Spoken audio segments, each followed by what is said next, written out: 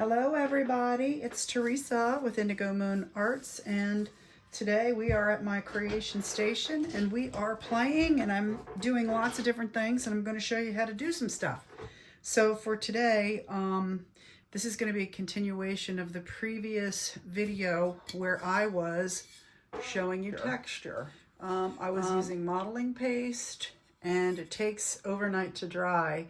So that's one of the disadvantages to working with additional products like that. But what I did that I didn't show in the video, I want to be able to put the image on and continue working. So if you recall, I did not take the label off because I wasn't going to need to. I just going right over top of it. So what I did was I did actually Mod Podge the bottle, this side of it, okay? And then I did put on a layer of acrylic primer or gesso. And I did that so that it's always better to have white in the background, because images, while copy paper is opaque, rice paper is not, and other papers are thin. So if you use a white background, it helps the true color pop. This is one of my created images. I'm going to be using this. It is on 18-pound copy paper. Maybe it's 20 Maybe pound. I think it's 20-pound copy paper.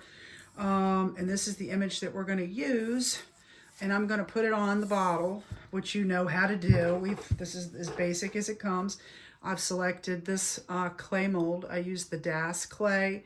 I've already done it, dried it to the bottle. That's going to be up here eventually. But we're going to finish doing the paste, the modeling paste. We're going to give it its texture.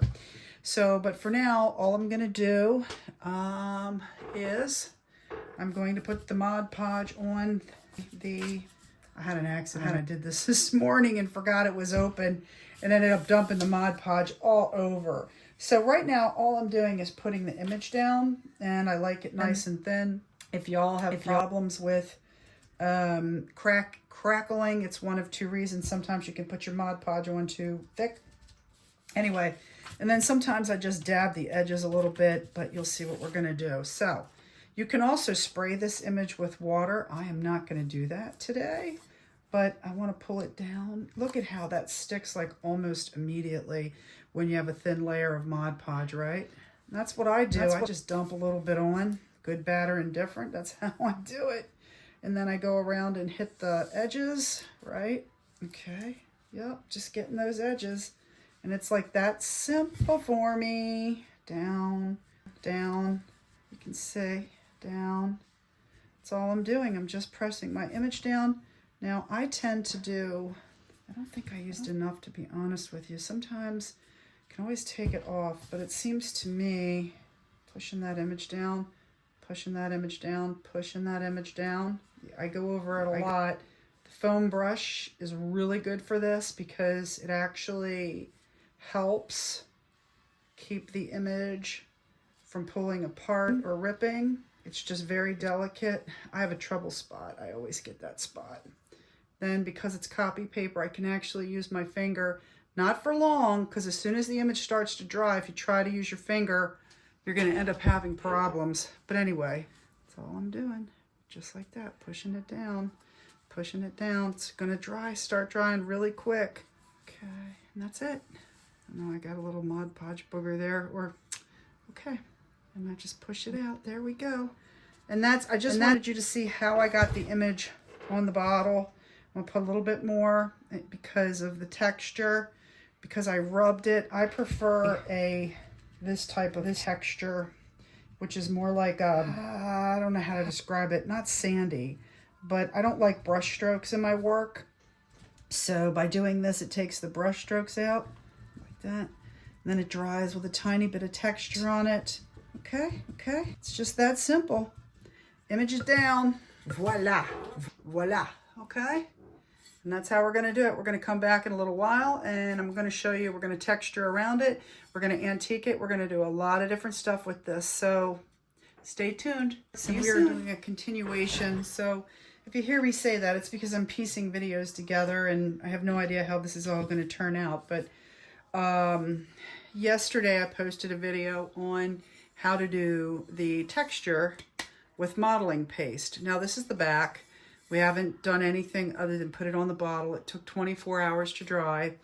Then a little while ago, I showed you that I had Mod Podged the bottle. You can see how it's not clear there, kind of like muddy looking. That's because of the Mod Podge. Then I put the primer on so that I would be able to put the image on, and I applied the image. So now we have, this is one of my mermaid designs, and we are going to continue with the modeling paste. I have no idea how this bottle's going to wind up. It's going to be pretty. I know that when we're done.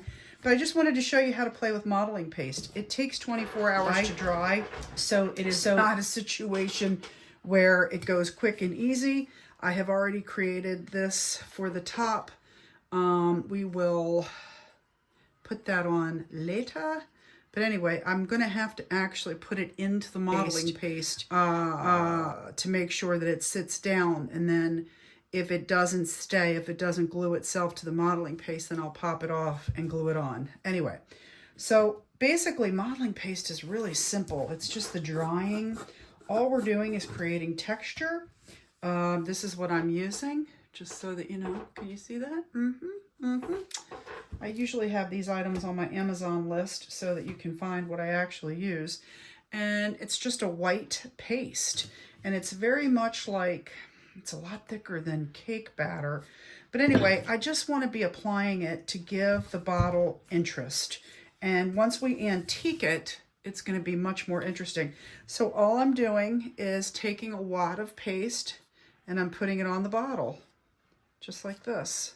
Okay, and then I'm getting a layer on, but I am going to do it as I go. I'm going to try to be, methodical with it. In other words, I'm going to try not to have to revisit areas, I guess. I'm going to try to get it right kind of the first time. There's no real expectation here other than I could have painted the bottle around there first if I wanted to. There's a lot of things I could have done. But for now, basically what I'm doing is I'm creating texture on the bottle. And then once it's on, you can go back and create some more texture if you like, using this or different tools. And this is all I'm doing, okay? And you're gonna get it close to the image. Yeah, I like pulling it down like that. It's hard, sometimes it's hard for me to talk. I notice that when I'm not doing videos, I'm just so much faster. Things just move and they actually work better. Teaching or trying to explain as you go, and just the way I'm holding things, and versus the way I do it when I'm just kind of in my studio doing whatever I feel like doing. Definitely a different process. So anyway, also be careful how thick you put it on. The thicker it is, which is fine, the longer it takes to dry. And you definitely want to make sure you clean your bottom so that your bottle doesn't end up having standing issues, that you don't have ripples or things. Look, you could even make waves if you wanted. Any kind of cool stuff. So the bottle's going to get a little harder for me to handle here in a little bit as I get closer to the side. So I'm going to try to get these two sides done. I might even have to come back and do it and let part of it dry again, just so I have a place to hold on to the bottle. Hopefully you can see what I'm doing. I've tried to move my setup a little bit to make it a little bit easier as far as what you can see. But yeah, you're just putting it on. And again, the thicker you go, the longer it takes to dry. So plan when you're doing a modeling paste application to give yourself extra days, work on other stuff in between. It's definitely cool when it's done, but it is not fast. Oh, look, there's a blob. That's got to get off of there. Let's put that there. Okay. So as you can see, I'm just going around.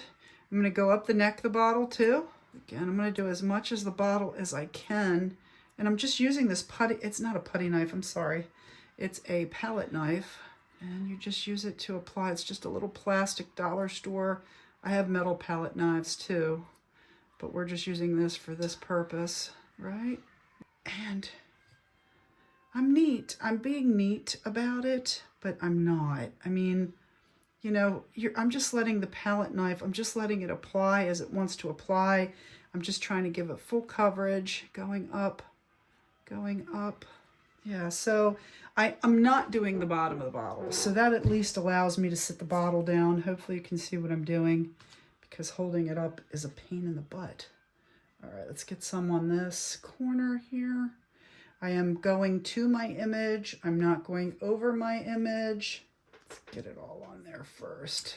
Hope y'all are having a fun day so far. Yeah, we'll see how all this turns out. Mid-process, when I was younger, I never used to like people watching me work. And it was because I knew that what I was doing was not going to look like what it was when it was done. And when you're around non-creative people that don't have the imagination for that, I can remember people criticizing, like, what are you doing that for? And why would you do that? And it's like, wait till it's done, wait till it's done. And then when it's done, it's a completely different animal, right? Oh, I like that. Did you see what I did there? See, once it's on, then you can kind of go back and look for your technique, how you want to do stuff. As soon as I touch this now here's the thing. I'm trying to make sure that the entire bottle's consistent.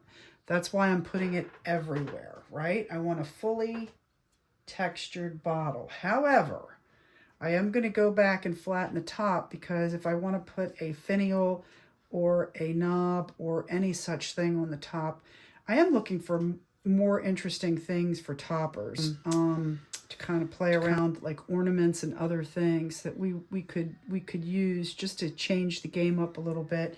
You know, you see a lot of the same stuff in the groups. We're also spread out, different countries, different states, that I'm sure this art is new to a lot of people in your home states and home places. But in the group, we're seeing a lot of the same stuff. So I'm always trying to come up with little ideas on how I can make something look a little bit different. I've only been doing this.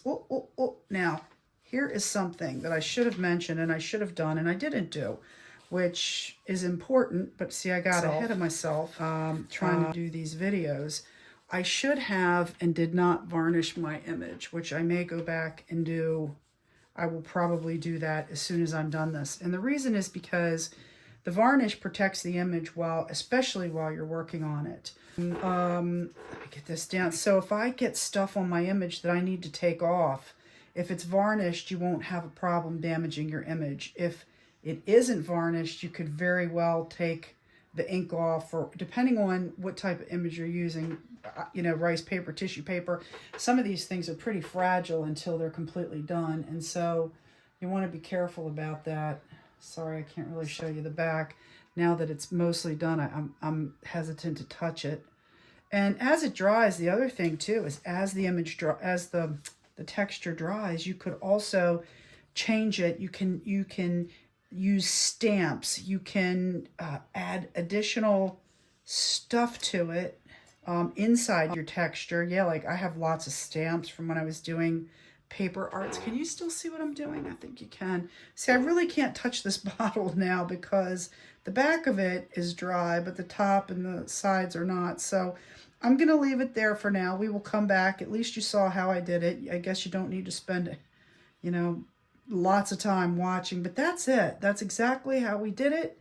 It's as simple as one product and a putty knife, or I'm sorry, a palette knife. And that's all we're doing. The rest of it is going to happen in a little while when we come back. But I think that's good. Again, once it dries a little bit, I might add a tiny little bit of texture to it.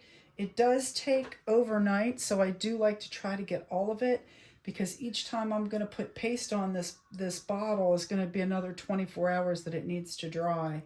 So that's going to be it for now, y'all. And I might come back and add these together. So pardon me if in my videos you hear me introduce myself more than once. I just don't know what I'm doing yet enough. I care about the information I'm giving out more than I care about not the logistics, but not production. But you understand what I'm saying. I care how this appears to you guys more than I do. Let me see if I can turn this a little bit. Oh, I can turn this. This is why I like to work with placemats, because then I can turn things while I'm working on them. Look at that. I think we're good to go here. It's a little messy. I'm just going back. I took all the product off my knife like that, put it on and now I'm just going back and shaping and making sure everything is consistent so that when it dries, I can finish the bottle. Okay, there we go. See, it's just like that. All right, thanks so much for watching. I'll be back with more.